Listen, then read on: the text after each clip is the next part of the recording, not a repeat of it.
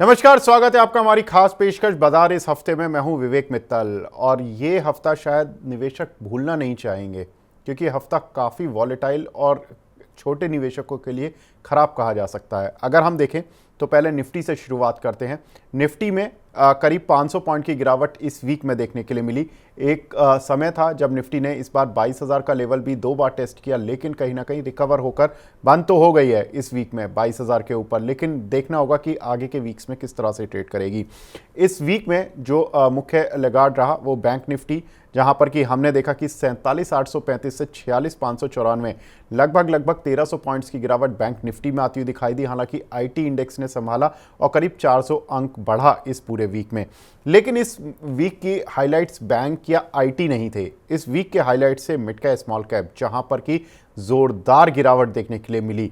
अगर हम देखें तो मिड कैप इंडेक्स जिसमें कि करीब 4.5% की गिरावट देखने के लिए मिली और वहीं स्मॉल कैप इंडेक्स में करीब 5.5% की गिरावट देखने के लिए मिली। मिड कैप इंडेक्स में अगर देखें तो जो last week NSC mid cap 100 का जो इंडेक्स है वो 48,966 पर बंद हुआ था और इस वीक में 45,293 तक का लो टेस्ट किया उसने वेडनेसडे को, यानी कि मोटा मोटा करीब कह सकते हैं कि 3600 पॉइंट की गिरावट एक पॉइंट पर थी। हालांकि बृहस्पतिवार को रिकवर हुआ, फ्राइडे को थोड़ा लेकलस्टर रहा, तो कुल मिलाकर कह सकती कि इस वीक में करीब मिड कैप इंडेक्स में 2400 पॉइंट की गिरावट देखने के लिए मिली। वहीं अगर हम स्मॉल कैप इंडेक्स में देखें तो ये इंडेक्स करीब 5.5% गिरा। लेकिन अगर इस पूरे वीक की वॉलेटिलिटी देखें तो 15,709 ये लास्ट वीक की क्लोजिंग थी, जहां से 14,085 तक टेस्ट हुआ और 14,846, क्योंकि थर्सडे के सेशन में एक अच्छी रिकवरी स्मॉल कैप इंडेक्स में देखने के लिए मिली थी और आज यानी कि फ्राइडे के सेशन में भी गिरावट नहीं देखने के लिए मिली। तो ये एक इम्पॉर्टेंट ट्रिगर्स थे जो कि स्मॉल कैप इंडेक्स में हमने आते हुए देखे। तो यहाँ पर करीब देखे तो डाउन जो ये रहा पूरा इंडेक्स इस वीक में करीब 863 अंक देखने के लिए मिला। तेल कीमतों में करीब 4% का उछाल, इसको भी एक रेस्पॉन्सिबल फैक्टर माना जा सकता है। लेकिन महत्वपूर्ण जो था इस पूरे वीक का जो हाईलाइट था वो था म्यूचुअल फंड्स के जो mid cap small cap funds हैं उनका स्ट्रेस टेस्ट, जिसकी वजह से मार्केट में एक डर पैदा हुआ कि मिड कैप स्मॉल कैप में पिटाई कहीं ना कहीं होगी। से भी शायद मिड कैप स्मॉल कैप पर तगड़ा शिकंजा कस रही है। अब इंटरेस्टिंग ये है कि ये वीक तो निकल गया जैसे तैसे निवेशकों के लिए, लेकिन अगला वीक कैसा देखने के लिए मिलेगा।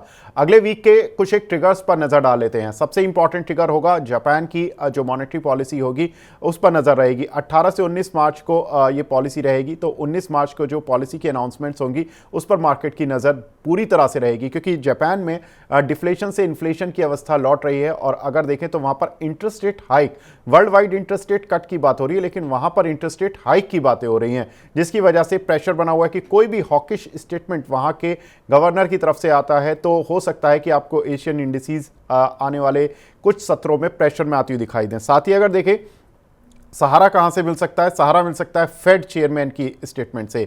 जबकि 19 और 20 मार्च को बैठक होगी, 20 मार्च की रात को करीब 12 बजे के आसपास इंडियन टाइम के अनुसार वहां से घोषणाएं आएंगी, जिसका इंपैक्ट हमें नेक्स्ट डे यानी कि 21 मार्च के मार्केट में, इंडियन मार्केट्स में आते हुए दिखाई देगा। लेकिन फेड की तरफ से यह माना जा रहा है कि रेट कट अभी नहीं होगा, लेकिन डेफरमेंट की जो बातें हैं वो अगर ज़्यादा लंबी नहीं है तो मार्केट शायद इसको पॉजिटिवली लेगा। और अगर डेफरमेंट ज़्यादा लंबे समय के लिए चलता है या वो कुछ इस तरह का इंडिकेट करते हैं कि साल के एंड पर देखेंगे अभी तो कुछ नहीं लग रहा, तो शायद मार्केट निराश हो सकता है। तो यहाँ पर फेड और साथ ही बैंक ऑफ जापान, इन दोनों की मीटिंग्स पर बहुत मार्केट पर एक वॉलेटिलिटी रहेगी, उसका असर देखने के लिए मिलेगा।